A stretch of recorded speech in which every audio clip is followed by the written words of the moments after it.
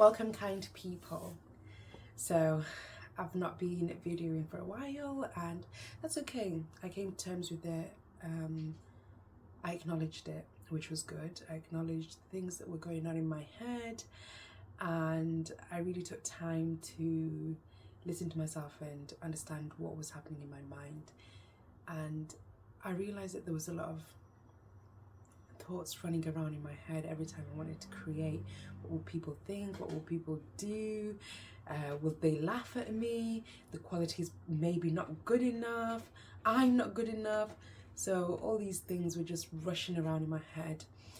And I realized that that way of thinking really poured into other areas of my life, such as romantic relationships, my family's relationships, friends, the gym, so just my body image. So it really was pouring in other aspects. So I had to take time and just look at myself and acknowledge these thoughts and work on the thoughts, which leads perfectly to the topic that I'm talking about today. And I do believe that this has truly been my season of, I don't know if solitude is the right word. Alexa, what does solitude mean? Solitude is usually defined as the state of being or living alone, seclusion. For more, ask me to give you more definitions Alexa, for stop. solitude. So solitude. I just really took the time to sit back and take myself away from society and just focus on myself and really acknowledge what is happening in my head and figure out, in a way, why it was happening, why I was doing all these different things, thinking this sort of way. This video is just me telling you guys what has worked for me over this season of solitude, what I implemented in this season of solitude. And maybe you're going through the same thing where you're thinking all these different thoughts and you don't know what decision to make. So I'm hoping that by me explaining to you what's happened in my life in this season and how I've secluded myself and really isolated myself to focus on me and focus on how I feel, will help you come out of this space of confusion and really tap into the creator side of who you are, instead of just going with your thoughts. Really tapping into the part of you that is all knowing and is connected to the rest of the universe. So I'm going to give you 5 different things that I've implemented in my life in this season of solitude, in this season of separation, in this season of letting go. I'd say letting go of the thoughts that are no longer serving me. Ooh. Wow, that was my photo frame that just fell. It's okay, I'll sort it out later.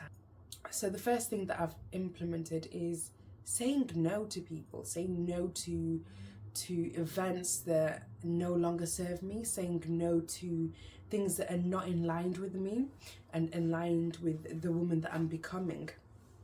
These are my notes. I keep looking at, how cute is this?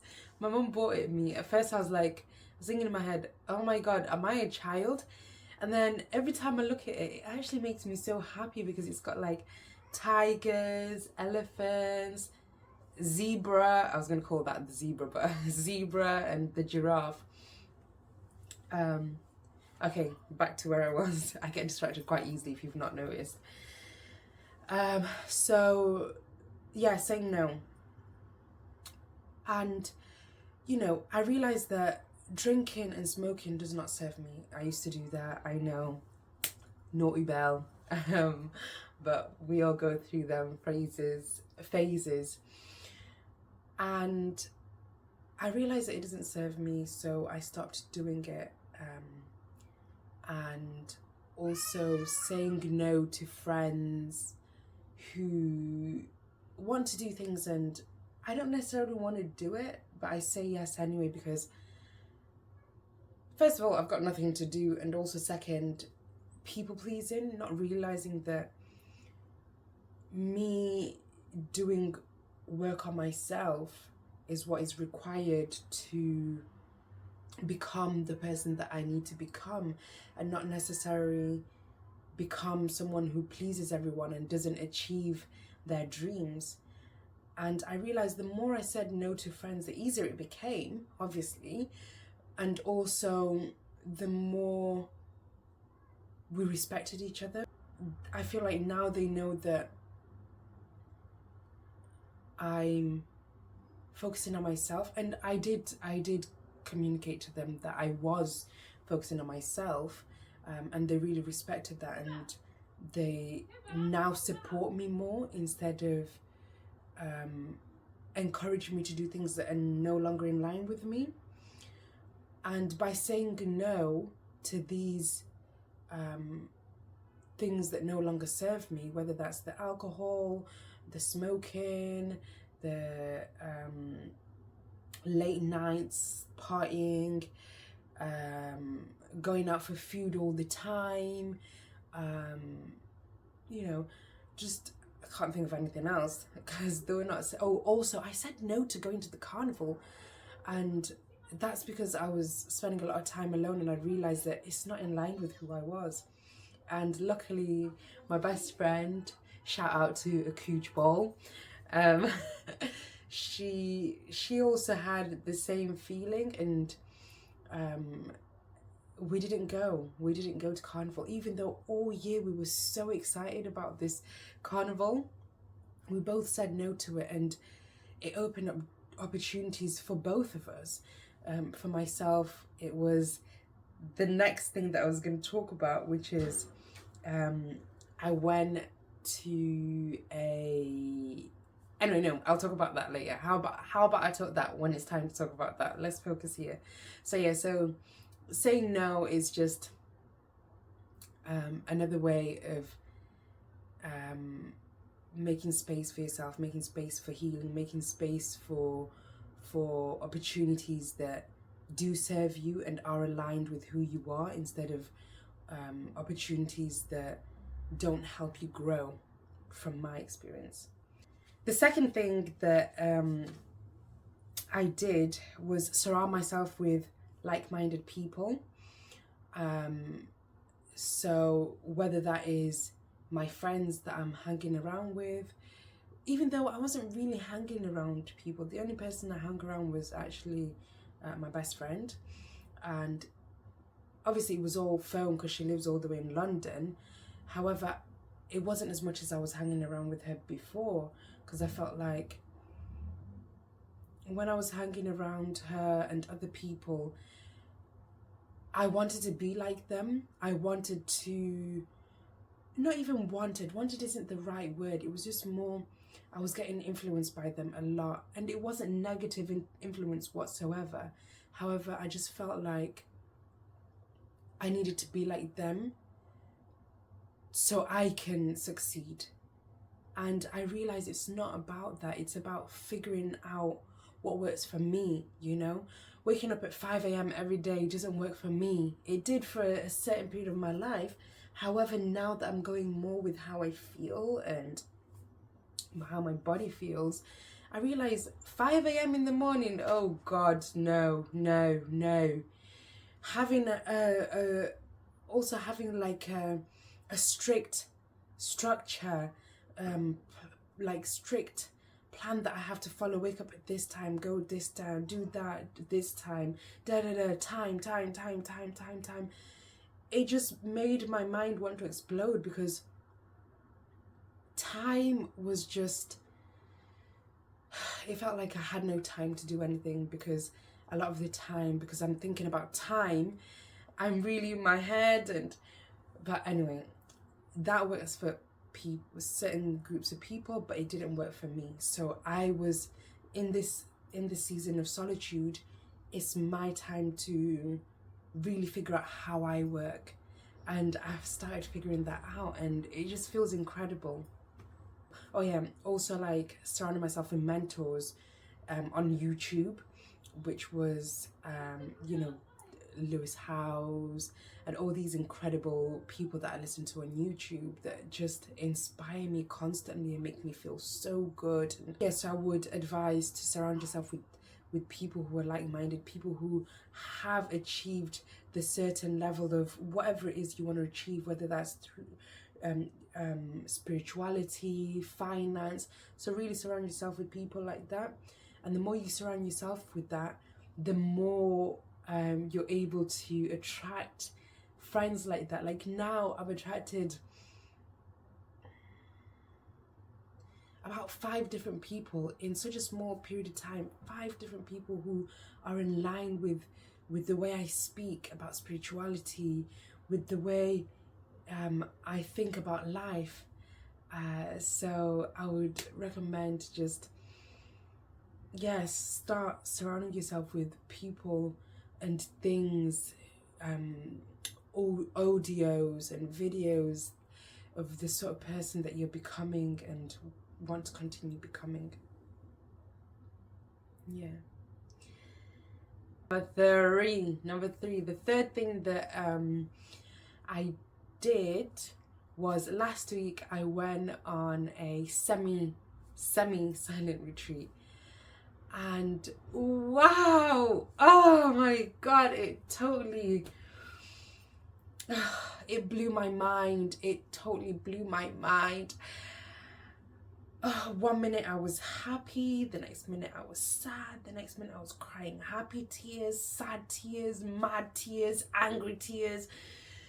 Then I was happy, and it was just insane. You know, it was an insane, incredible, heart-filled, warm,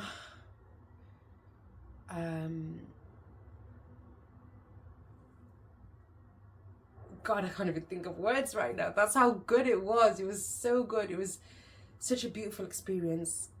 So beautiful that I've signed on to their next retreat, which is, it starts on this Sunday and ends next Friday. And basically, it was called, let me see, let me just double check that I've got the right word, 1 sec. Oh yeah, the Art of Navigation. The Art of Navigation. And that was just the perfect retreat I could have ever gone to. Obviously, because it's about navigating your way through life. And I took away so many good things, and I think that is another video on its own, because I could go on forever with that one. But just being in a space full of, it was a women's retreat as well, Buddha retreat. Being in a space with women who are so like-minded, so aligned with me. The women that I shared a room with, they just made me so happy, and I felt like they really filled me up. Everyone in that building, in that space, the nature, because it's in the countryside, the nature, the birds, the trees, the space, the silence, just everything. Having no phone. It was such a dream, and just really focusing on myself, focusing on what is going on in here, and the feeling that I was having on my body and my heart. I was so full. I still am, you know. Since I've been back, I just feel amazing. Anyway, we'll talk about that hopefully in another video if it calls to me. Okay. So just taking a retreat, and it doesn't necessarily have to be a spiritual retreat. It could be a holiday retreat where you go off and you just by yourself and just enjoy your own company and really just take care of yourself and focus on yourself. I would advise that, because it's changed me so much. Woo! Okay, let's come back to planet Earth. Okay, number 4 is nature. I And the sun. Oh, we cannot forget the sun. Oh my God, the sun and nature. So I realized that me being in nature just changes everything. It makes me so creative. I come up with tons and tons and tons of ideas. So what I do now is go on like daily walks. Wow, I'm so excited. Like I'm full of excitement that I can't even get words out right now.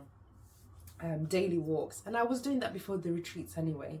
However, I was still in this rushing mentality of gotta do this, I gotta do that, I gotta do this. There was so much to do that I wasn't doing anything. So I guess the silent retreat has really taught me to just slow down. You know, it's okay, just take it easy. Even though right now I'm like rushing everything I'm saying, it's just because I'm so excited to share all these amazing things that I've learned. Yeah. Nature just makes me feel at peace. Touching the grass, you know, listening to the birds sing in the sky, listening to the crickets. Are they crickets? Grasshoppers? I don't know what you call them, but just listening to them. They used to annoy me, but right now I love them. I love them. Seeing a squirrel run across the grass, you know. Even the nettles, as painful as they are, they just look beautiful. Touching the tree and just taking a deep breath and then breathing out.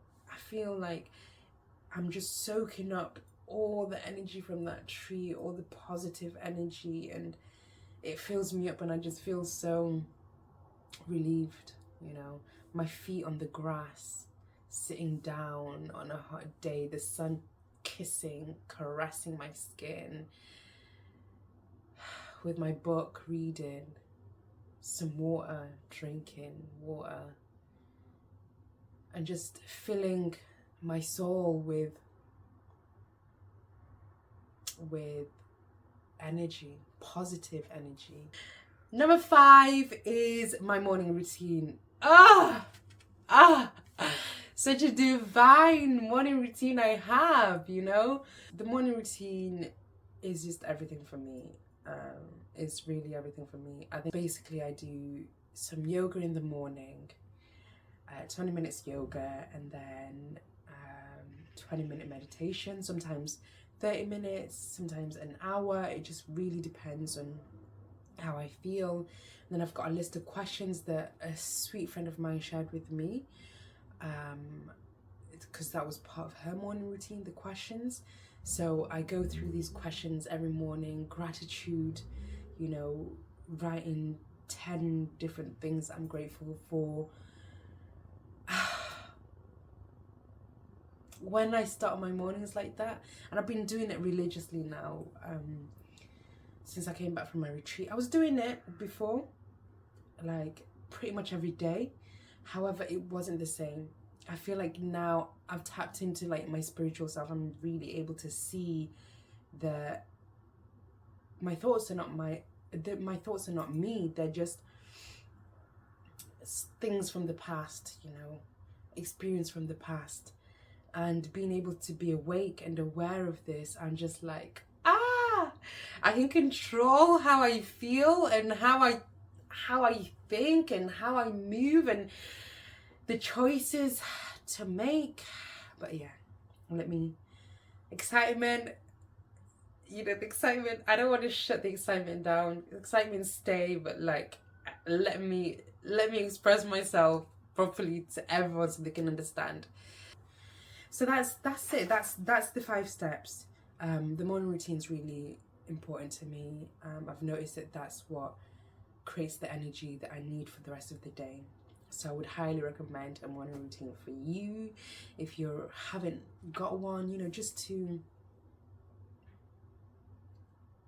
find your peace in the morning, find who you are before you're affected by the rest of the world. So then that way you can go through life, go through that day, knowing who you are, as a reminder of who you are. So hopefully you won't react as much during the day And yeah, that brings me to the end of the video. So I'll just do a quick summary of everything. So the 5 different steps are not even steps.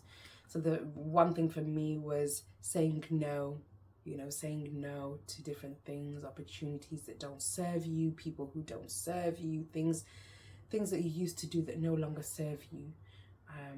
Opens up a gate to opportunities, friends, delicious meals, delicious meals that are in line with who you are. Surrounding yourself with like-minded people, whether that's online or in person. Number 3, going on a retreat, whether that's a spiritual retreat like a Buddha retreat or Christian retreat or a Muslim retreat, if they do them, I don't know, I'm just coming up with things now. Or even like holiday retreats where you just shut yourself away from this illusioned life.